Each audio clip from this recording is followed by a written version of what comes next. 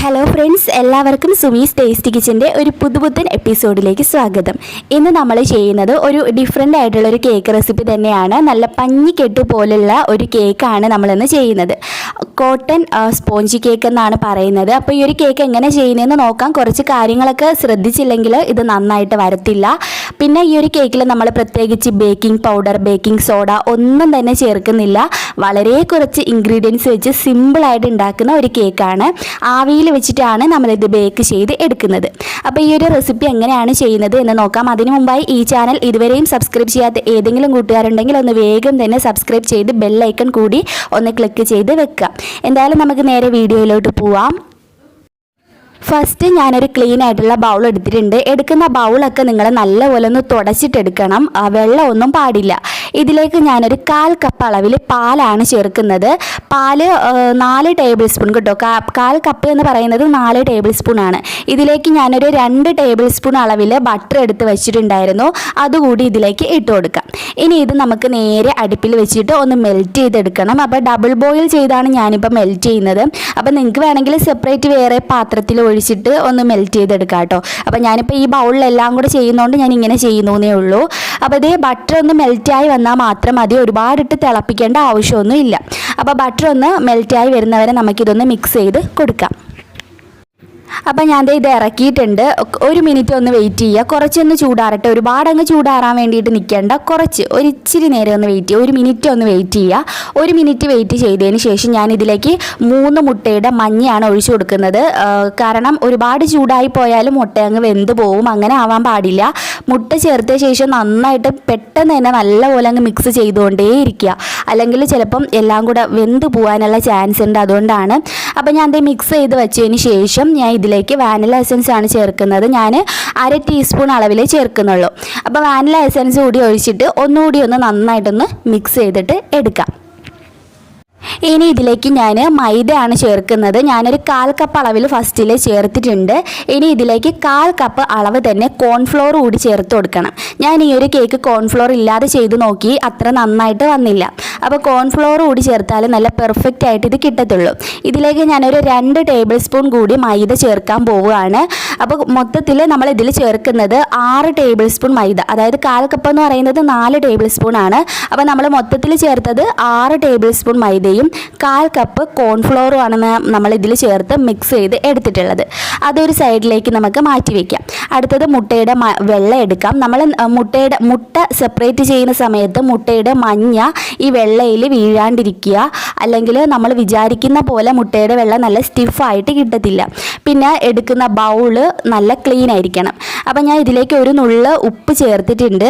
അതുപോലെ 1/4 കപ്പ് പഞ്ചസാരയും ചേർത്താണ് ബീറ്റ് ചെയ്യാൻ പോകുന്നത്. ഈ ബീറ്റ് ചെയ്യുമ്പോഴും പ്രത്യേകമായിട്ട് ശ്രദ്ധിക്കേണ്ട കുറച്ച് കാര്യമുണ്ട്. അപ്പം നമ്മൾ മുട്ട പൊട്ടിച്ചൊഴിക്കുന്ന ബൗളിൽ അല്പം നനവുണ്ടെങ്കിൽ പോലും മുട്ട പതഞ്ഞ് വരത്തില്ല. അതുപോലെ മുട്ട തണുപ്പുള്ളതും എടുക്കരുത്. ഞാൻ ഇതെല്ലാം ഇങ്ങനെ ഓരോ രീതിയിൽ ഞാൻ പ്രത്യേകം ചെയ്ത് നോക്കിയിട്ടുണ്ട്. കുളമായി പോയതാണ്. പരീക്ഷണങ്ങളൊക്കെ ഒരുപാട് നടത്തിയതാണ്. അപ്പോൾ നിങ്ങൾ എടുക്കുന്ന മുട്ട തണുപ്പ് പാടില്ല. ബൗള് ശ്രദ്ധിക്കുക. പിന്നെ ഈ ബീറ്ററിലൊന്നും തന്നെ വെള്ളം പാടില്ല. തുടച്ച് വൃത്തിയാക്കിയ ബൗളും വിസ്കും ഒക്കെ വേണം എടുക്കാൻ. അതുപോലെ തണുത്ത മുട്ടയും എടുക്കണ്ട. ഇനി ഇതിലേക്ക് 1/4 കപ്പ് പഞ്ചസാര കുറേശ്ശെ ഇട്ട് വേണം ബീറ്റ് ചെയ്യാൻ. എല്ലാം കൂടെ ഒറ്റയടിക്ക് ഇതിലേക്ക് ഇട്ടാൽ ശരിയായിട്ട് വരത്തില്ല. പഞ്ചസാര പൊടിച്ചത് ചേർക്കുന്നതിനേക്കായി പഞ്ചസാര ചേർക്കുന്നതാണ് നല്ലത്. പിന്നെ നമ്മൾ ഫസ്റ്റിൽ ഈ മുട്ട ബീറ്റ് ചെയ്യുമ്പം ലോ സ്പീഡിലിട്ടിട്ട് 1 മിനിറ്റോളം ബീറ്റ് ചെയ്യുക. ബീറ്റ് ചെയ്തതിന് ശേഷം മെല്ലെ സ്പീഡ് കൂട്ടി കൊടുക്കുക. സ്പീഡ് കൂട്ടി ഹൈ സ്പീഡിലോട്ട് മാറ്റിയിട്ടാണ് കുറേശ്ശെ പഞ്ചസാര ഇട്ടിട്ട് മൊത്തത്തിൽ ചേർത്ത് ഹൈ സ്പീഡിൽ ഒരു 4 മിനിറ്റൊക്കെ ആകുമ്പോൾ തന്നെ നല്ല സ്റ്റിഫായിട്ട് കിട്ടും.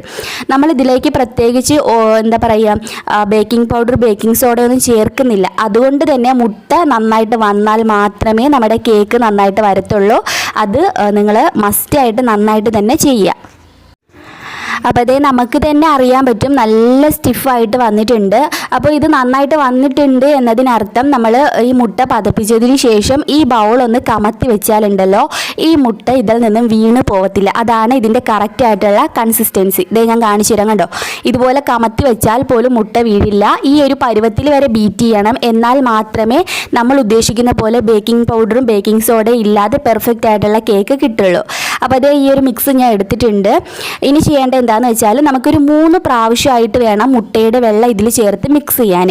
അല്ലാതെ നമ്മൾ ഒറ്റയടിക്ക് എല്ലാം കൂടെ അങ്ങ് ചേർക്കാൻ പാടില്ല. 3 പ്രാവശ്യമായിട്ട് മിക്സ് ചെയ്ത് എടുക്കുമ്പോഴാണ് നല്ല പെർഫെക്റ്റ് ആയിട്ട് കിട്ടുക. അതുപോലെ തന്നെ നിങ്ങൾ ഓവറായിട്ട് മിക്സ് ചെയ്യാൻ പാടില്ല. ജസ്റ്റ് മെല്ലെ യോജിപ്പിച്ച് എടുക്കുക കേട്ടോ. ഞാനിപ്പോൾ വീഡിയോയ്ക്ക് കുറച്ച് സ്പീഡ് കാണിച്ചാണ് ഇതിലിപ്പോൾ കാണിക്കുന്നത്. അപ്പോൾ നിങ്ങൾ മെല്ലെ വേണം ഇതെല്ലാം കൂടെ 3 പ്രാവശ്യമായിട്ട് മിക്സ് ചെയ്ത് എടുക്കാൻ. ഇത് പറഞ്ഞു തരുന്നത് നിങ്ങൾക്ക് ഒരു പ്രാവശ്യം പോലും ചെയ്യുമ്പോൾ തെറ്റാൻ പാടില്ല. അതുകൊണ്ടാണ് കൃത്യമായിട്ട് ഇതുപോലെ തന്നെ ചെയ്യണം എന്ന് പറഞ്ഞു തരുന്നത്. എന്തായാലും നമ്മുടെ കേക്കിൻ്റെ ബാറ്റർ ഇവിടെ റെഡി ആയിട്ടുണ്ട്. ശരിക്കും സൂപ്പറായിട്ട് വന്നിട്ടുണ്ട് നമ്മുടെ കേക്ക് ബാറ്റർ കണ്ടോ. ഇനി നമുക്കിത് ബേക്ക് ചെയ്യുന്നത് എങ്ങനെയാണെന്ന് നോക്കാം. അതിന് വേണ്ടിയിട്ട് ഞാനിപ്പോൾ ഇതുപോലുള്ളൊരു ഷേപ്പാണ് എടുത്തിട്ടുള്ളത്. നിങ്ങൾക്ക് റൗണ്ട് ഷേപ്പോ സ്ക്വയർ ഷേപ്പോ ഏത് ഷേപ്പിൽ വേണമെങ്കിലും ഈ കേക്ക് ബേക്ക് ചെയ്യാം കേട്ടോ. എൻ്റെ അടുത്ത് ഇങ്ങനെ ഒരു ഷേപ്പ് ഉള്ളത് കൊണ്ട് ഞാൻ ഇതിൽ ബേക്ക് ചെയ്യുന്നേ ഉള്ളൂ. ഞാനൊരു 1/4 ഭാഗത്തോളം നമ്മളിത് ഒഴിച്ചു കൊടുത്തിട്ടുണ്ട്. ഇത് നിറയെ ഒഴിച്ചു കൊടുക്കുക കേട്ടോ. ആവശ്യത്തിന് നമുക്ക് നിറയെ ഒഴിച്ചു കൊടുത്താലും കുഴപ്പമൊന്നുമില്ല, പൊങ്ങി വന്നോളും. കുറച്ചും കൂടെ പൊങ്ങി വരത്തേ ഉള്ളൂ, ലെവലായിട്ടാണ് പൊങ്ങി വരിക. ഇനി നമുക്ക് ചെയ്യേണ്ടത് ഇതുപോലെ ഏതെങ്കിലും നല്ല അടികട്ടിയുള്ള പാത്രം എടുക്കുക. എന്നിട്ട് ഇതുപോലെ ഒരു വലിയൊരു ടിന്നിൽ ചൂടുവെള്ളമാണ് ഞാൻ ഒഴിച്ചു കൊടുത്തിട്ടുള്ളത്. പകുതി ചൂടുവെള്ളം ഞാൻ ഒഴിച്ചു കൊടുത്തിട്ടുണ്ട്.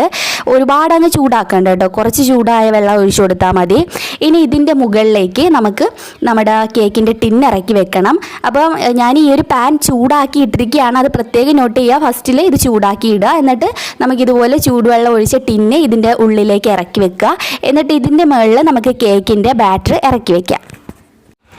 ഇനി ഇത് അടച്ച് വെച്ചിട്ട് ബേക്ക് ചെയ്യാം. ഒരു 15 മിനിറ്റ് ഞാനൊരു മീഡിയം ഫ്ലെയിമിലാണ് ഇത് ഇടുന്നത്. 15 മിനിറ്റ് കഴിഞ്ഞതിന് ശേഷം ഞാൻ ലോ ഫ്ലെയിമിലാക്കും, മറക്കാൻ പാടില്ല അത്.